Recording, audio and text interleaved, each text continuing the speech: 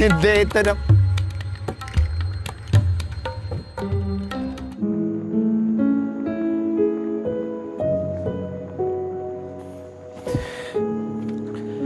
So, ayan po mga kabayan, dahil merong ang ginawa dito si Tatay Okra na extension kainan at tambayan po mga kabayan. So katulad dito mainit 'di ba? Pati yung mga ano namin diyan kagamitan ay mainitan. No, kung ulan din, maulanan din po mga kabayan, ganun din dito. No, yung higaan or tambayan or upuan mga kabayan kapag ganitong araw o hindi ka makastay din dyan mga kabayan ng matagal. So kailangan talaga namin ito ay merong ganyan, kahit bulong lang po mga kabayan, no? Merong ganyan. Kailang syempre kailangan din namin na naman magtabas ng ng kawayan, no? Magtabas ng kawayan mga kabayan. So ayan po mga kabayan, lalagyan po namin ito ng tulad niyan para cover sa init at ulan po mga kabayan. Kaya ito, nandoon na naman si Kuya Joel, si Tatay Okra at saka si Bishi. Nandoon na sa itaas para manguha ng pangposte. Simpleng ano lang siya. Tulad ang ginawa namin mga kabayan last time nga, mga straw lang ang gamit namin, hila-hila namin yan. No, lahat ay hinila po namin yung mga kabayan. Yung simpleng ano lang, simpleng bubong daw ng saging.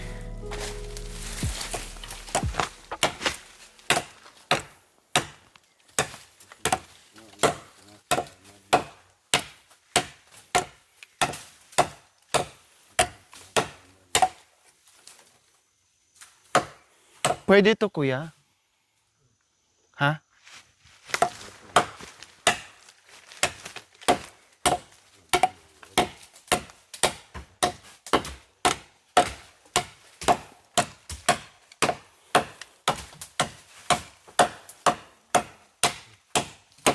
Buti na po mga kaabayan kahit papaano ay merong ano dito si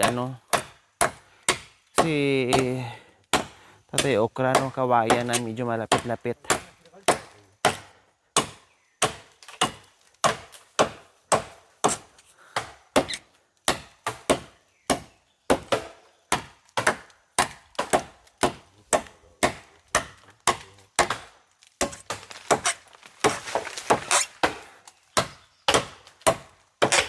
Kailangan pa rin natin ng malaking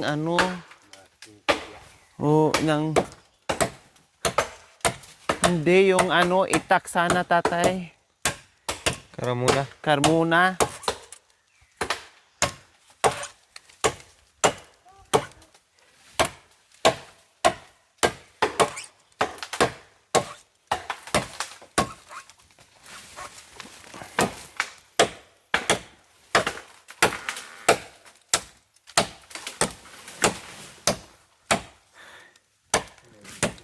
Kailangan, pag nandito ka sa bundok, all around ka talaga mga kabayan. Lahat ng bagay, alamin mo. Kailangan matuto ka. Kasi kung di ka marunong, aday, baka mamaya matanggal to.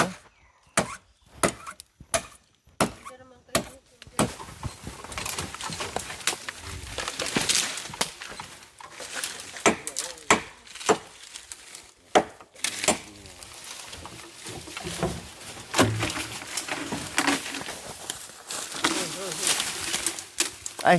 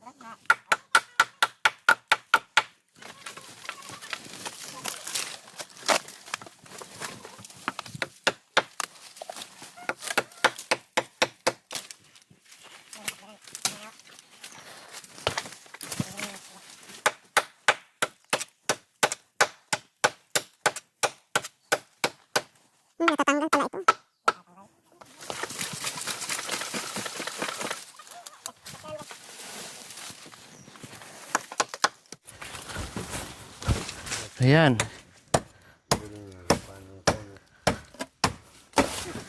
Oh. Diba? Na ano ko na.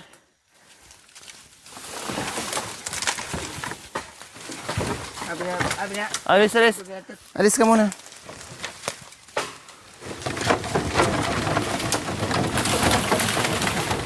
Aday. Pumasok.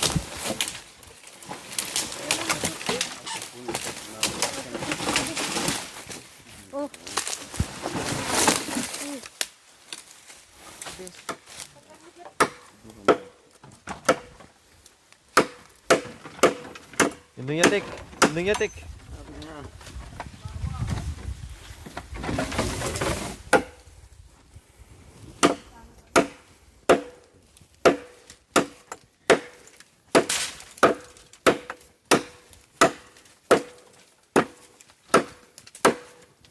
Wah. Lakas ni na. Tatay yatik. Maket. Ha? Tatay yatik maket.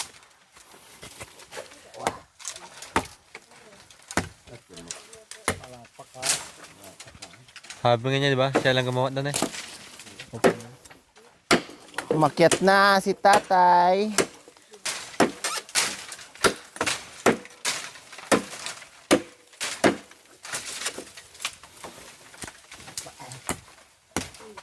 Sanay na sanay.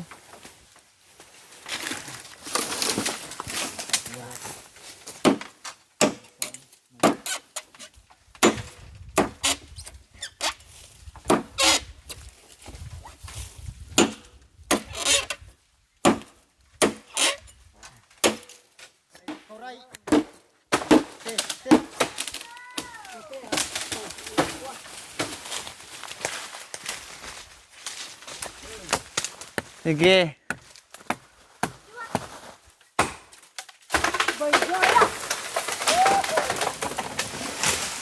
Maglilit ka wa. Yan mataas yan baka magbalong at. Sa puno sa ate.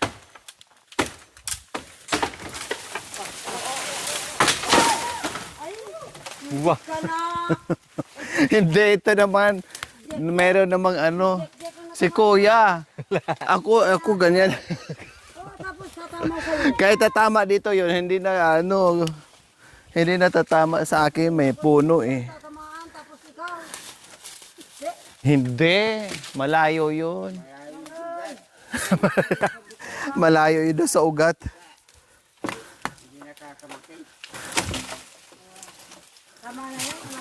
Oh, marami na yan. Ay, marami na ba to? Yung maliliit doon, hatiin na lang yan. Yung parang maliliit.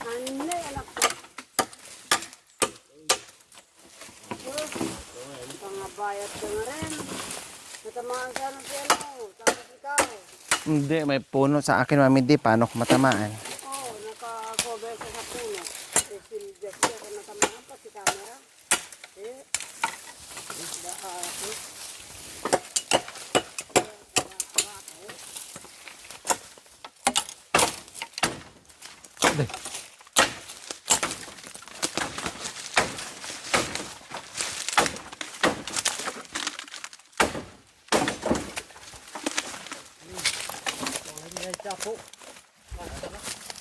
oh, ya, dari ka kaya. Marakaw niyo yan. Ayos Oh, na. namin bayan. Muntik na matanggal yung ulo ah. Hindi kaya ba matunggu yan dahil. Wah, mamidi. Muntik na mabalag ang ulo. Muntik na nabalag ang ulo ko. Putulin to, kuya. Kaya matunggu yan ang camera. Doon lang. Pagka natin kasi nagsalit sa phone tayo. Eh.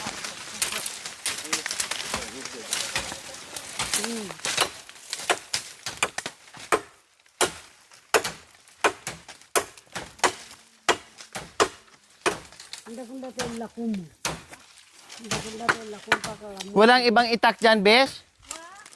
Dalan nila ano po eh. Tanggal. Hindi masyado nakadikit. Ayan, oh. Tanggal talaga siya mga kabayan.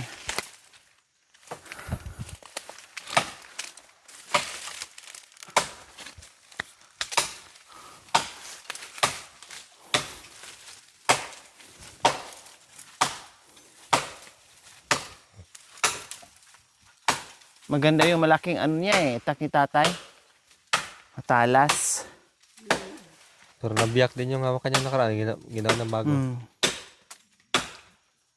Ito lang ang mahirap mga kabay, yung pagkuha ng ano, kawayan.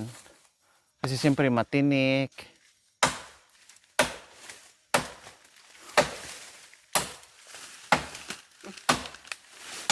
Bakit po natawa po kay Tay? Munti ka daw. Akala niyo matamaan ako? Hindi naman ako pupunta dyan Tay kung wala yung kahoy. Kasi alam ko tatama yun. Kailan malakas lang loob ko kasi may kahoy naman. Kung tatama, siyempre, gaganon naman yun.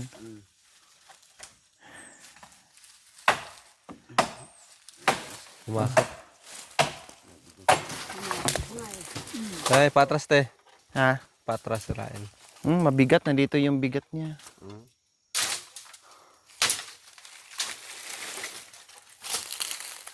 May anak ko, lalagarin dyan.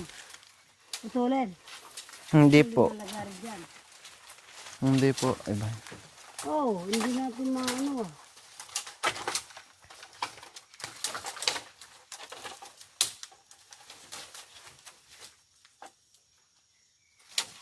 Ganyan sana no. Kuha. Matutuwid. Tsaka maliliit lang ba? Maganda sana ganyan. Tamaan ka pala.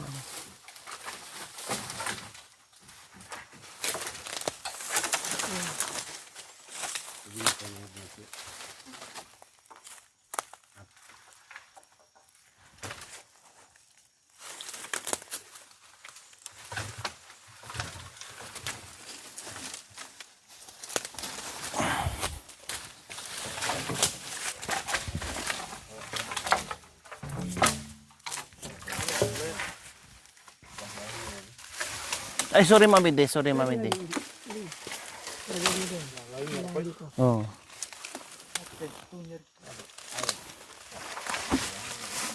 Dangdang ko yan. Anak ko. At ba nga laklasin. Bayo abitin ko. Ayan nga. Atak na papa na.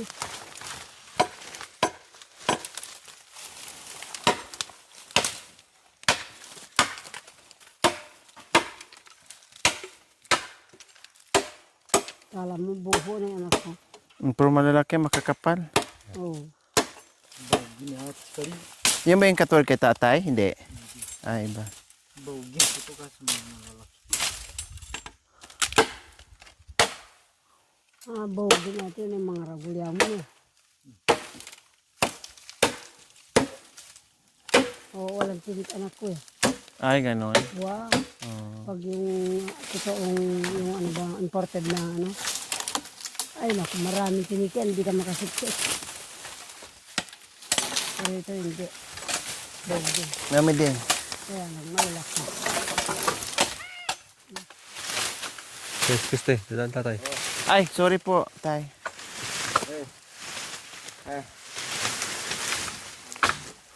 Anak ko, mabayat ha? Hindi. Yung sapatos yung magkanda. Ano dyan.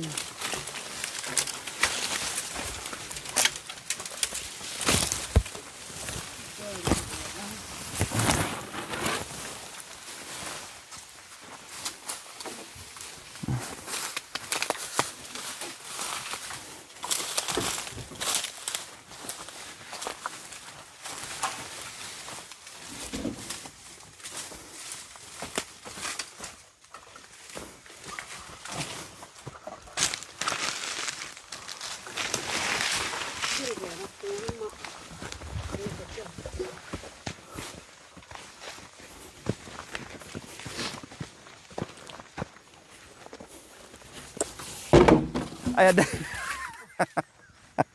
Napunta na sa baba. Diyan mo nalalagay po eh. Sinimulan.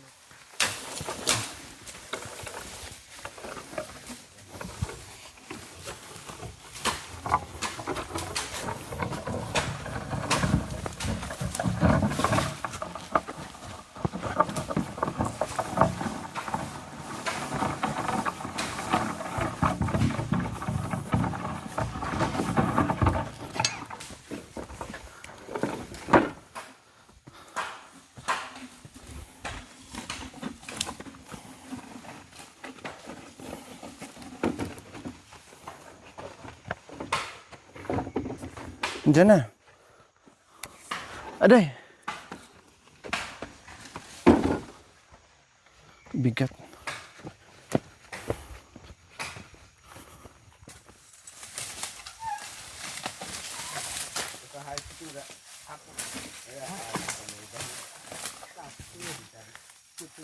Pahalang na lang.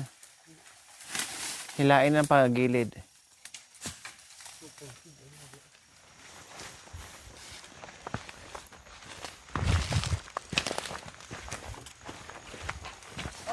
Oops.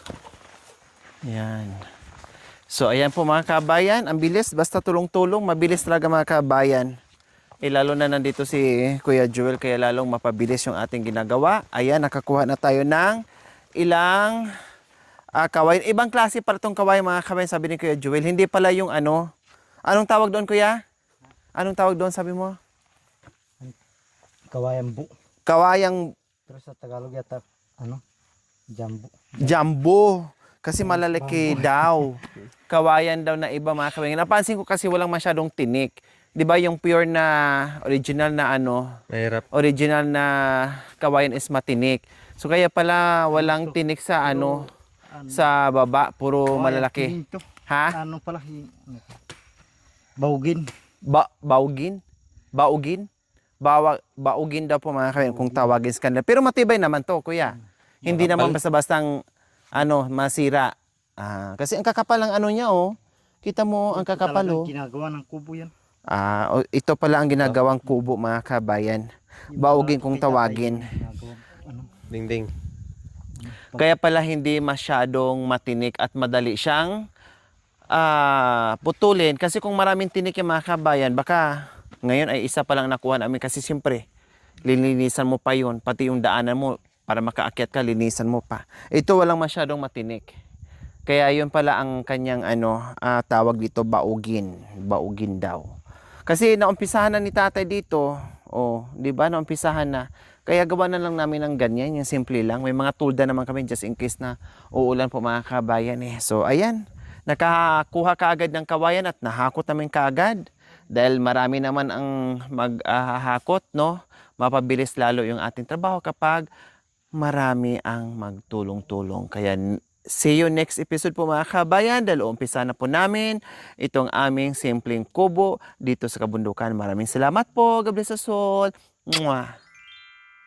Thank you for watching. Don't forget to like, share, and subscribe.